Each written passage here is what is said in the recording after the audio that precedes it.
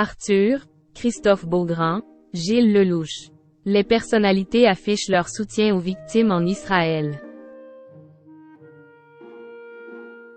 Depuis ce samedi 7 octobre, motion est vive dans le monde entier, alors que de nombreux civils ont trouvé la mort en Israël, tués par des combattants palestiniens. Sur les réseaux sociaux, certaines personnalités ont décidé de faire entendre leur voix sur ce sujet très sensible qui divise les internautes. La communauté internationale se mobilise depuis 48 heures, après les attaques menées par le Hamas en Israël, qui ont fait des centaines de morts. Ce lundi 9 octobre, un dernier bilan faisait état de plus de 1100 morts, au moins 700 côté israélien et 413 côté palestinien.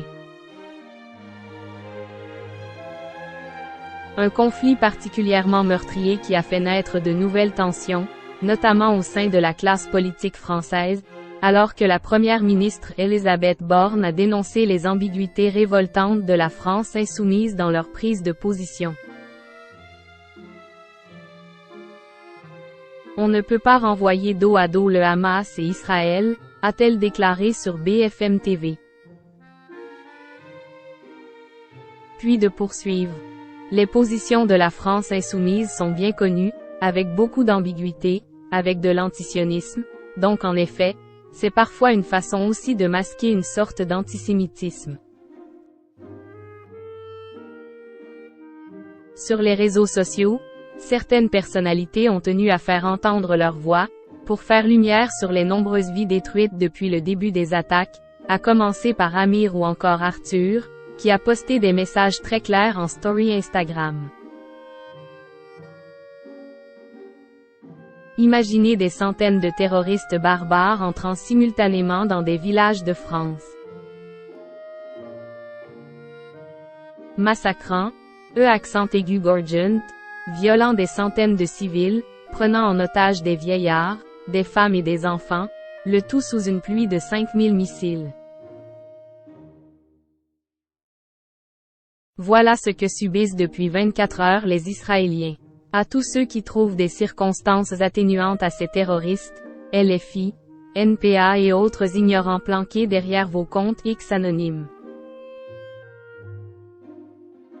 Vous êtes la honte de la France, a-t-il écrit en story Instagram. Les personnalités prennent position contre les attaques en Israël. Christophe Beaugrand, qui cite pas à s'exprimer sur les sujets qui le touchent sur les réseaux sociaux, a lui aussi réagi en story Instagram. Beaucoup de personnalités préfèrent ne rien dire, de peur de déplaire, de peur de se prendre un torrent de messages. Ça y est, le shitstorm commence.